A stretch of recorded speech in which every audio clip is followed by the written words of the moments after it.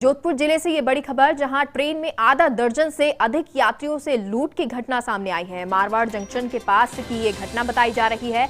जोधपुर निवासी विकास चांडा की पत्नी के साथ ये लूट की घटना हुई। अर्चना चांडा का पर्स ले भागे लुटेरे। विकास चांडा ने ट्वीट कर इसकी जानकारी दी और रेलवे को ट्वीट के जरिए इसकी जानकारी दी गई। तो तस्वीरें भी हम आपको दिखा रहे हैं कि किस तरह से विकास चांडा, जिन्होंने ट्वीट किया, उनकी पत्नी के साथ इस तरह की घटना हुई। लुटेरे जो थे उनकी पत्नी का बैग लेके, पर्स लेके भाग गए। और न सिर्फ उनकी पत्नी, ट्रेन में आधा दर्जन से ज्यादा जो यात्री थे उनके साथ इस तरह की घटना हुई। जोधपुर जिले से ये बड़ी खबर हम आपको बता रहे हैं और साथ ही तस्वीर भी दिखा रहे हैं कि किस तरह से एक जो यात्री है उसके साथ लूट की घटना होती है। उसके बाद वो ट्वीट कर रेलवे को इसकी जानकारी देते हैं, क्योंकि रेल के अंदर आधा दर्जन से अधिक यात्रियों के साथ इस तरह की घटना होना एक बहुत बड़ी बात होती है। ऐसे में जो यात्री हैं उन्होंने अपना टिकट भी ट्वीट किया है और साथ ही साथ बताया है, रेलवे को शिकायत की है कि किस तरह से ट्रेन में जो है वहां पर इस तरह की घटना को अंजाम दिया गया।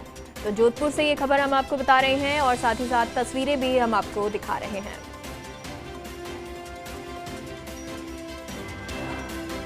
मारवाड़ जंक्शन के पास की ये घटना है, जब एक यात्री अर्चना चांडा के साथ लूट की घटना होती है। उनका पर्स जो है लुटेरे लेकर भाग जाते हैं।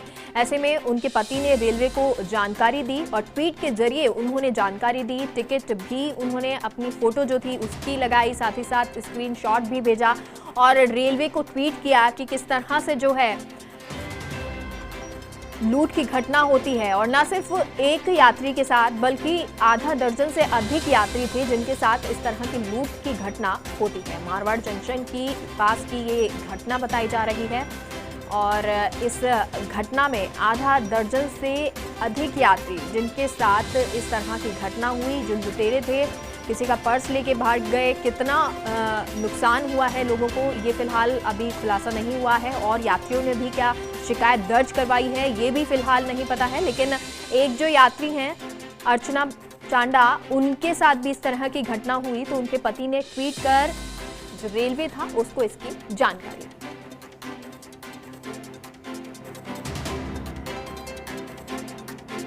जोधपुर जिले से ये बड़ी खबर और वो घटना जो शर्मसार कर देती है कि किस तरह रेल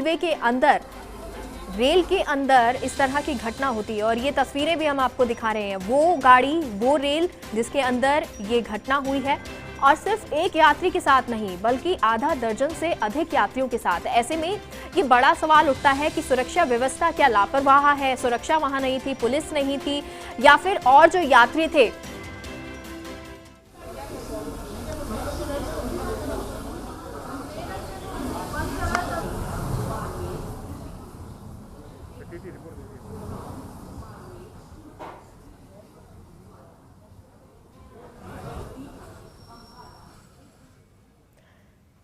तो ये एक बड़ी घटना जोधपुर की रेल में, जब मारवाड़ जंक्शन के पास ये घटना हुई कि आधा दर्जन से अधिक जो यात्री थे उनके साथ लूट की घटना हो जाती है। तो बड़ा सवाल उठता है सुरक्षा पर कि किस तरह से, क्या लोग जो हैं, यात्री जो हैं वो सुरक्षित नहीं हैं, उनका सामान क्या कैसे भी पार हो जा सकता है। क्योंकि एक यात्री जो है उन्होंने ट्वीट किया है रेलवे को और बताया है कि किस तरह से उनकी पत्नी के साथ लूट की घटना होती है।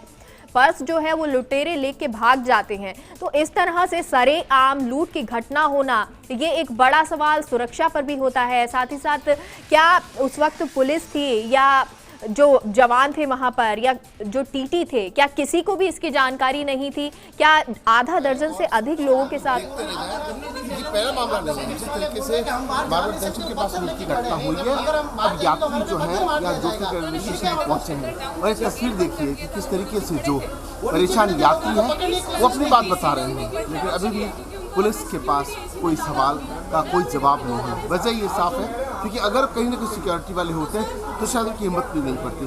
जरा पुलिस के अधिकारियों से बात करेंगे, पर उससे पहले जो पीड़ित हैं उनसे बात करने की कोशिश करते हैं।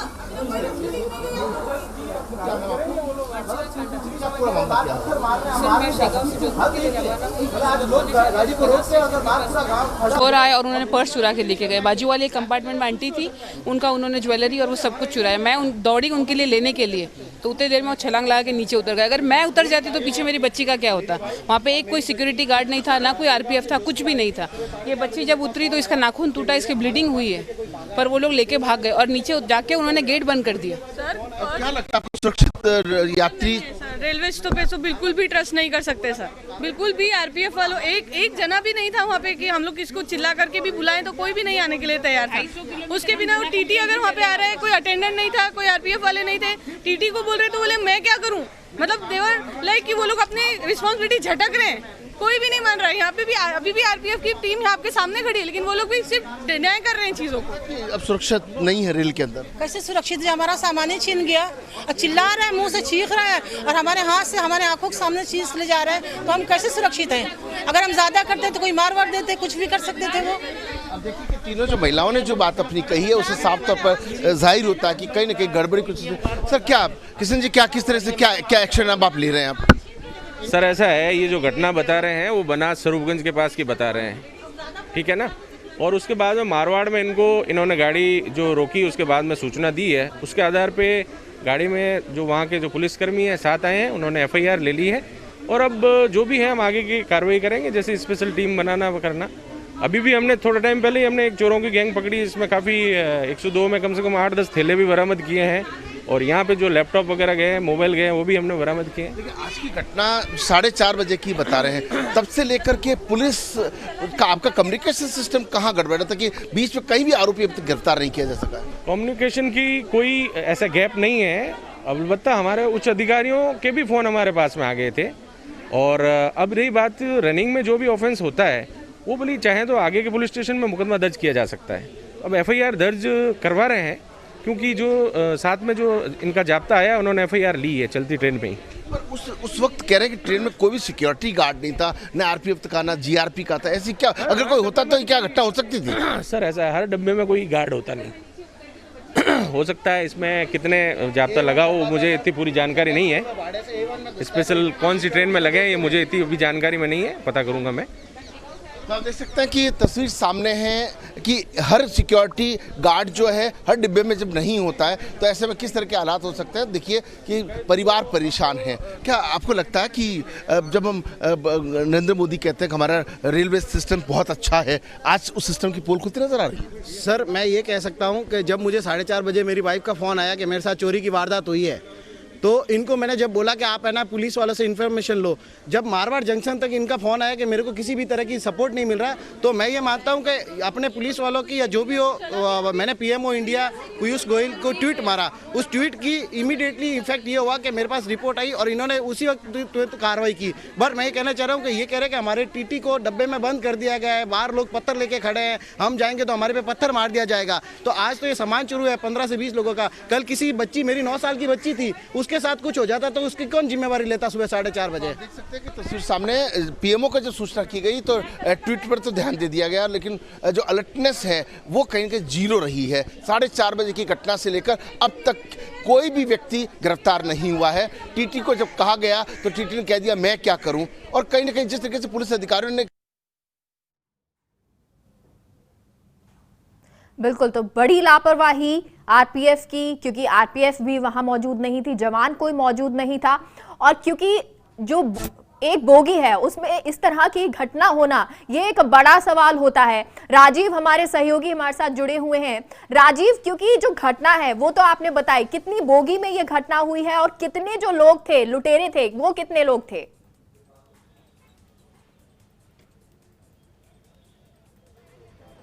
देखिए करीब 12 से अधिक लुटेरे बताए जा रहे हैं, और सबसे बड़ी बात है कि काफ़ी ऐसे लोग हैं, क्योंकि ये लोग तो जोधपुर के थे जिन्होंने अपनी दास्तान बता दी। काफ़ी ऐसे लोग हैं जो हिसार जा रहे थे और कुछ लोग बीच में उतर भी गए हैं। तो अब सोचिए कि अगर किसी बोगी में सुरक्षा का एक भी कर्मचारी नहीं हो और टीटी को अगर कहा जाए और वो कहता है मैं क्या करूँ, तो अब सोचिए कि बड़ी बात है।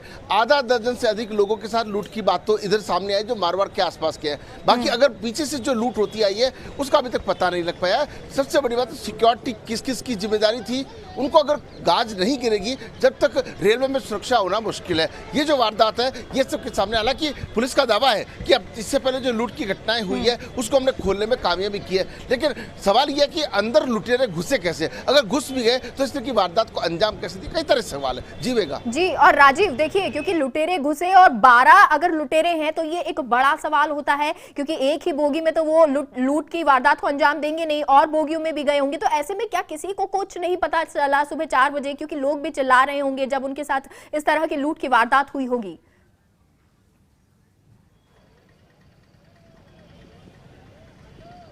देखिए, इस तरह की वारदात आमतौर पे तड़के जब ठंड होती है, कड़ाके की ठंड है, तो ऐसे में हर कोई सोना पसंद करता है, पर सिक्योरिटी को तो जागना ही चाहिए था। अगर वो जाग रहे होते तो शायद ये वारदात नहीं होती। अगर किसी एक को पकड़ लेते तो एक के बाद पूरे चेन को पकड़ा जा सकता था। हालांकि अब वो CCTV खंगाल रहे हैं। अब जिस तरीके से घटनाएं सामने आ रही है उससे लगता है कि बहुत मुश्किल है उन तक पहुँचना। मान लीजिए एक पकड़ा गया तो उसके बाद पूरी गैंग पकड़ी जाएगी, लेकिन एक बार जिस तरह की वारदात 9 महीने की बच्ची, आप सोचिए कि उस वक्त उनके साथ में जो परेशानी सामने आई है, पूरा परिवार, 3 महिलाएं जिनसे हमने बात की, तीनों की तीनों महिलाएं जो है लूट की शिकार हुई है। जी बिल्कुल, बहुत बहुत शुक्रिया।